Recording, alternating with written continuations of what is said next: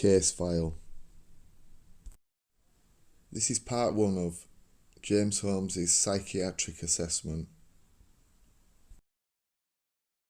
James Egan Holmes, born December the 13th, 1987. He's an American mass murderer responsible for the 2012 Aurora, Colorado shootings, in which he killed 12 people and injured 70 others. The shooting took place at Century 16 movie theatre, and it was on July the 20th, 2012. Prior to this incident, he had no criminal background. Holmes had also booby-trapped his apartment with explosives before the shooting, and this had to be defused one day later by the bomb squad. Holmes was arrested shortly after the shooting and was jailed without bail while awaiting trial. Following this, he was hospitalized after attempting suicide several times in jail. Holmes entered a plea of not guilty by reason of insanity, and this was accepted. His trial began on April 27, 2015, and on August 24th he was sentenced to 12 consecutive life sentences plus 3,318 years without parole. One of Holmes' psychiatrists suspected that prior to the shooting, Holmes suffered from mental illness and could have been dangerous. A month before the tragedy, Dr. Lynn Fenton told the campus police that he had made homicidal statements 2 weeks before the massacre. Holmes had sent a message asking a graduate student if he had ever heard of the disorder dysmorphic mania, and warning the student stay away from him because he was bad news. On May 22, 2012, Holmes purchased a Glock 22 pistol at Gandar Mountain Shop in Aurora. 6 days later, on May 28th, he bought a Remington 870 Express tactical shotgun at Bass Pro Shops, a store in Denver. And on June 7, just hours after failing an oral exam at university, he purchased a Smith & Wesson M&P 15 sport rifle. All 3 of these weapons were bought legally, and background checks were performed. In 4 months prior to the shooting, Holmes also had bought 3,000 rounds of ammunition for the pistol, 3,000 rounds for the MP15, and 350 shells for the shotgun over the internet. On July 25th, less than a month before the shooting, Holmes emailed an application to join a gun club in Bayers in Colorado. The owner, Glenn Ratovich, called him several times throughout the following days to invite him to a mandatory orientation, but could only reach the answering machine. Ratovich, on one voicemail reply, due to the nature of Holmes's voicemail, which Ratovich described as bizarre, freaky, guttural, spoke with a deep voice, incoherent and rambling. Ratovich had then instructed his staff to inform him if Holmes had actually shown up, though Holmes neither appeared at the gun range or called back. In hindsight, Ratovich said, looking back, if I'd have seen the movies, maybe I'd have said it was like the Joker. I would have gotten the Joker out of it. It was like somebody trying to be as weird as possible, Ratovich said.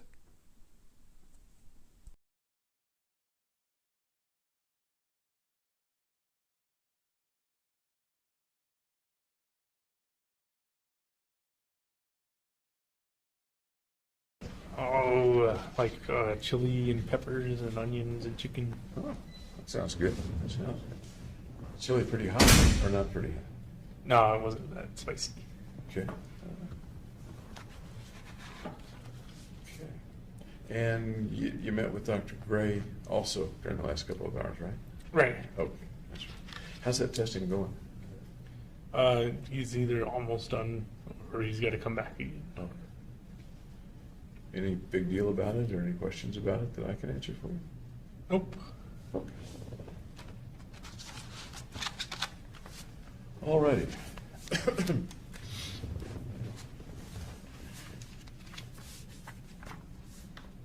Yesterday, you were talking about your view of what happens after you die. You remember the phrase that you used? Dreamless sleep. Dreamless sleep, right. Does what you do while you're alive have any effect on what happens after you die? I would say no. That was I was almost a firm yes. Is there any exception to that or possibility of something different or no? No. Okay. So the things like having the worth of 13 rather than 1, those help you when you're alive. Disappear, I guess, when you're dead. Disappear. I'm curious, if someone were to kill you, or Right. murder you, would they get 13 or would they get 1? I'd say 1. Okay. You think there's any chance of it? Yes. And what would be the way that might happen? If they give me the death penalty. Okay. And that would be purposely killing you as contrasted with accidentally killing you. Right. And so somebody would get 1. Yes. Who would that person be? That's difficult to tell. They kind of do that on purpose too. So I guess it could be the person who makes the lethal injection concoction, or whoever presses the button, or you could even go with the jury. Okay. If more than one person kills a person, how is the value divided? Or is it divided? I think it's still just one. One goes to each person. Okay. We're kind of talking about the possibility of your death or your possibility of being executed. All right. What are your feelings about that right now? Well, since I've been in jail, it hasn't looked that bad. I'm sorry? It hasn't looked that bad of a possibility. Since you've been in jail, did you feel differently about it before you came to jail? Yeah, I thought it would be worse than getting prison in life, but now I kind of equate them as equal. Can you tell me a little more about the way you see them as equal, or one not particularly worse than the other? Well, since all the freedoms are taken away when you're in jail and in prison, it's kind of not a fulfilling life. Okay.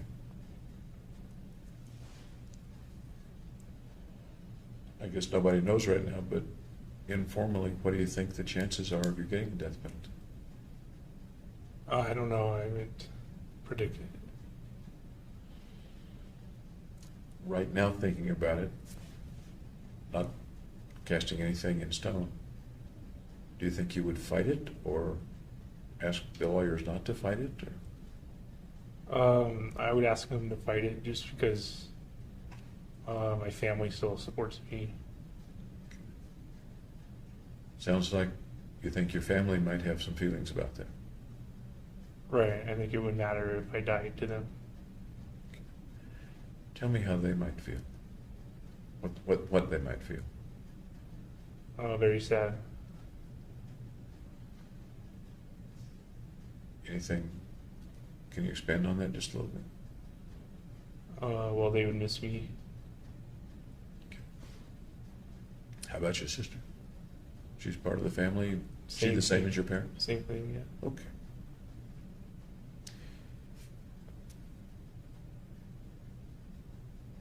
I neglected to ask you this morning, you were talking about, or we were talking about the symptoms that you saw in yourself and the possible diagnoses that you saw. Do you know what anybody has diagnosed you with now?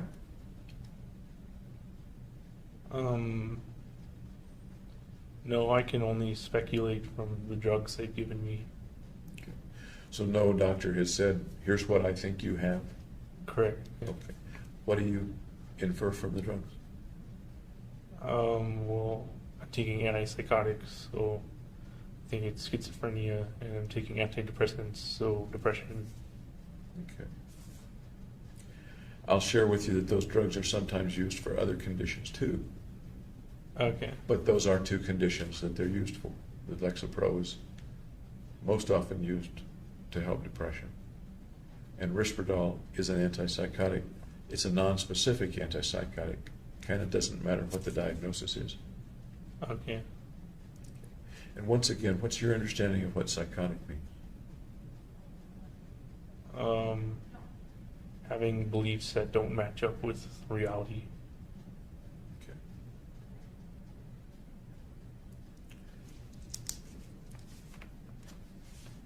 Did we talk about Dr. Woodcock coming to see you in the jail? No. Do you remember him coming to see you in the jail? Yeah, he was like the first one, I think. What do you remember about his visit and what y'all talked about? I don't remember anything at all. Okay. Okay. Do you remember about when he came? Maybe around a month at the start of my incarceration. At the start? Yeah. You mean around a month after you were? Around a arrested? month after, yeah. Okay. How many times did you see him? Either once or twice. Y'all get along okay? I was distrustful of psychiatrists at the time. Distrustful of psychiatrists specifically, or distrustful of anybody that came to see you, or guess you didn't know who he was? Psychiatrists. Okay. They told me who he was. Was anybody with him when he came to see you? Oh, I don't remember. I guess what I'm asking, and you may not remember, is did anyone introduce you to him and Yes, tell you who he was? And, someone told me Dr. Woodcock is going to come okay. evaluate you or speak with you. Do you remember who told you? I believe it was one of my lawyers. One of your lawyers told you. Did they also tell you that he was there at their behest? I believe so, yeah. Okay. Okay.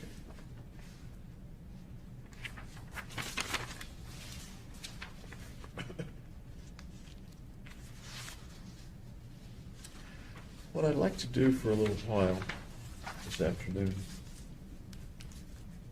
is kind of go through the chronology of the mission and what happened afterward. You've shared an awful lot about it already, but I'd Okay. kind of like to go through it stepwise and pick up what I might have left out. Is that okay? Sure. Okay. We talked about the weeks and months leading up. What do you remember in terms of how you felt, what you were perceiving, how you were thinking when you were getting ready to go over to the theater for that last time to do the shooting? How I felt that night? Yeah. You're Um, loading the car, you're getting stuff ready. What's going through your mind? Just to get it done, basically. Okay. Any other thoughts or fantasies or feelings going through your mind? No fantasies or anything. Any thoughts about how it was going to go? No, just basically just do it. You'd never done it before. Right. And although you had checked out some things, you'd never rehearsed the whole thing. Any anxiety about whether it would come off okay in what you wanted to have happen? No, I wasn't very nervous. I was prepared. Okay. At that time, did you have any doubt that you would end up killing a lot of people? No. Okay. Tell me about the drive over. Well, it was somewhat dangerous because I put tinted windows, like tinted window film on my windows so that I could gear up inside the car, but it doesn't let much light in, so it's hard to drive in the dark. You weren't geared up when you drove over, but the windows were tinted so that you could get geared up inside the car. Is that right? Correct. I had only the ballistic pants on before I drove over. Okay. Was the windshield tinted too? The windshield, I put up a sunscreen. But for the drive over? Well, it didn't matter for the drive over if it was tinted or not. If someone had looked in the window of the car at a stoplight, would they have been able to see it? No, because it's dark. Okay. And it would look normal because I wasn't wearing all this gear and stuff. Where was the gear stored? In the trunk? Just in the trunk. Any of it in the back seat? I believe I had the back seat down, so it was just trunk to the back seat. Okay. And what kind of car was that? Hyundai Tiburon. It's a coupe. Oh, so that was the same Tiburon that you'd bought many years earlier? Correct. Okay. And your folks helped you buy it, right? Yeah, they paid the majority of it. They paid, as I recall, $7,000 and I paid it $1,000. Okay. Okay. the car was paid for? Yep. Okay. So you drive over. A little difficult to drive over. Tell me more about the drive and parking and stuff like that. Well, the drive over went smoothly. I parked in the back, right across from the Theater 9 emergency exit. So it would be straight away going in there. Which you had cased before? Yeah. Yeah, okay. Okay. Nothing unexpected happened on the drive? Nope. Okay. How about walking me through going into the theater? Well, I previously purchased the ticket to the theater online. So I walked in and I showed the guy my phone, but they have a little kiosk thing where you're supposed to enter the number. So he sent me to that, and I entered the number on the kiosk, and it gave the ticket. Any hitches there? Any problems there? Oh no. The record indicates that your phone was scanned 3 times. Does that make sense? I bought in 3 tickets. Okay. Any particular reason you bought 3 tickets? I was trying to get it to Theater 9, and the tickets I bought were Theater 8. So I bought multiple tickets over different days to try and get the ticket to Theater 9. Okay. And one of them did come up Theater 9? No, they were all Theater 8. So I went to the concession stand, which was on the Theater 9 side, and then went to Theater 9. Okay. So you just mostly, nobody had to check that, or nobody checked which theater you were going to? Once you do the check at the front to see if you have a ticket, then they tell you where it is and you can go there. But I went to the concession stand. Okay. Did you buy anything at the concession stand? No. Anything else about going in that comes to mind? No, not really. You mentioned earlier that you thought maybe the FBI would stop you from going in. Yeah, once I geared up and was about to leave my car, I thought they would stop me there. Oh, later when you actually geared up, Right. not when you were going through the front. Right. Okay, thank you. So you go in the theater, what's it like? What are you seeing and hearing as you go in the theater? I just went to the very front and sat down in one of the chairs, and then pulled out my phone to make it look like I had a phone call. I'm sorry? Pulled out my phone to make it look like I had a phone call, Okay. and then went out the exit for that reason, As if you're going outside to a quiet place to... to speak on the phone. Okay. What was on the screen when you went in? I didn't see. I'd imagine just previews. Do you recall specifically that there was something on the screen, but you just don't... There was Remember. advertisements playing. Okay. pretty quickly after you got to the front, you did the phone ruse and went out, or did you wait a little while? It was pretty quick, maybe like a minute. What else did you see in the theater when you first went in? Well, it's just an aisleway. I'm sorry? It's just an aisleway to the stands. And I looked back in the stands and saw that they were all full. Okay. So you go out through some sort of exit corridor to the outside exit door, is that right? Yeah. Okay. Then what happened?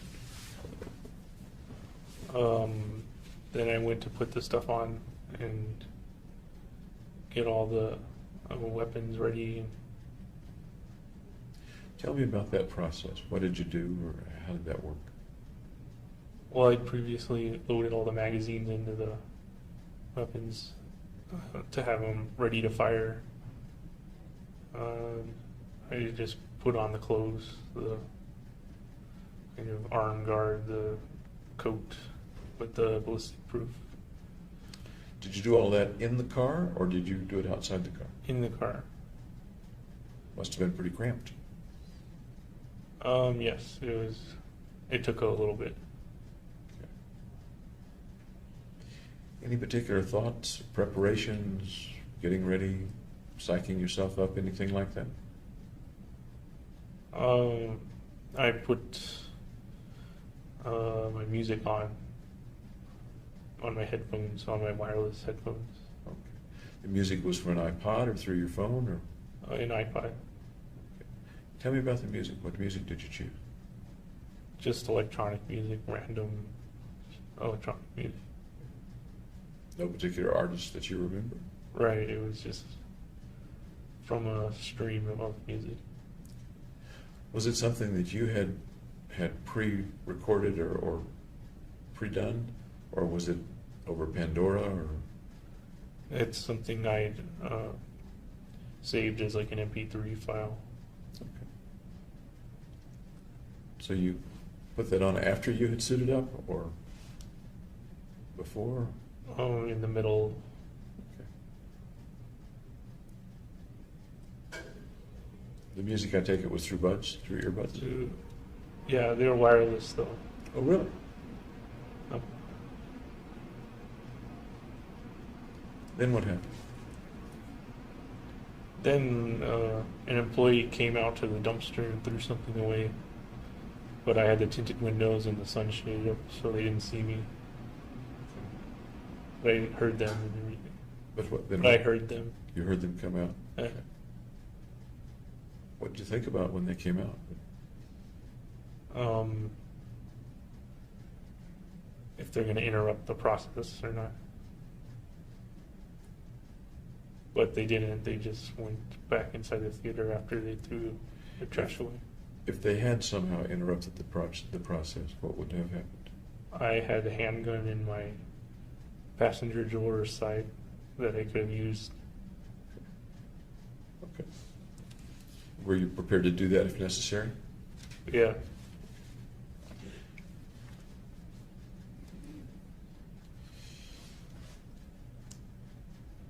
Any other thoughts or feelings or sounds that you remember hearing? Smells even?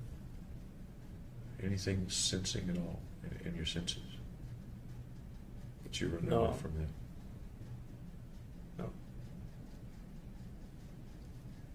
Heart pumping, adrenaline racing, or no? Calm, keyed up, Calm Scared. and collected. calm and collected?